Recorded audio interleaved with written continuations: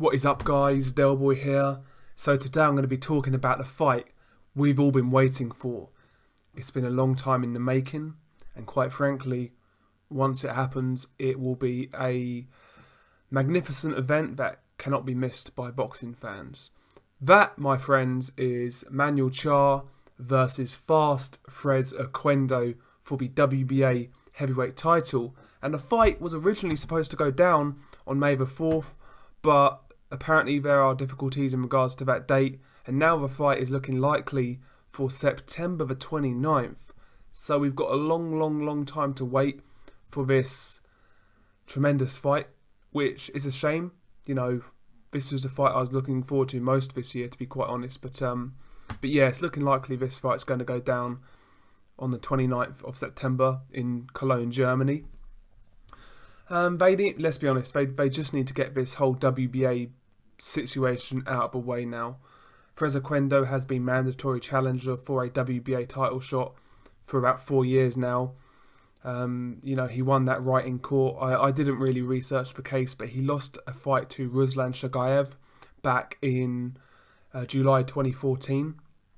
And apparently there was something in the contract that said he was entitled to fight for that title again, or something like that. He never got his shot. He's still waiting for his shot, and his shot will come against Manuel Charr.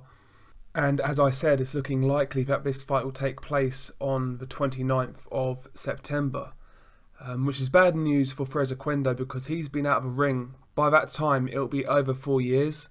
Not only that, he's 45 years old as well, so he's been out of the ring 4 years. He's 45 years old. The longer this fight is delayed is not good for him, obviously. So all of this is playing into Manuel Charr's hands.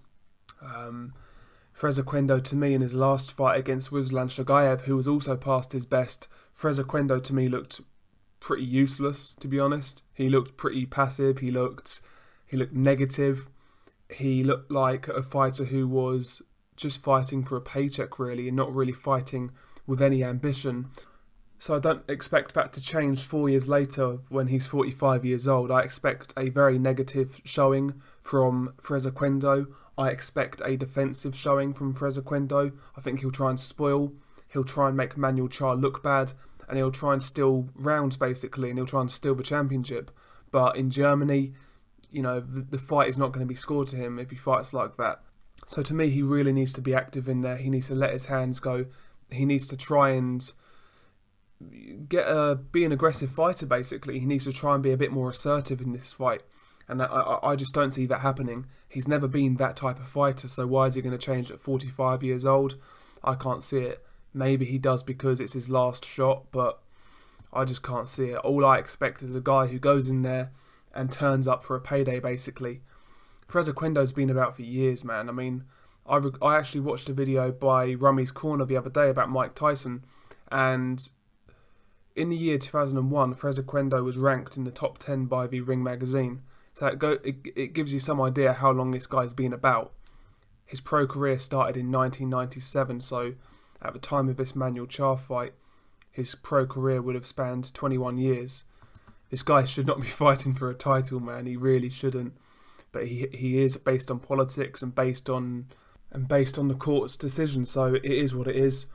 I feel that Manuel Charr should win this fight. I mean, to me, Manuel Charr obviously is the fresher fighter. He's the harder puncher.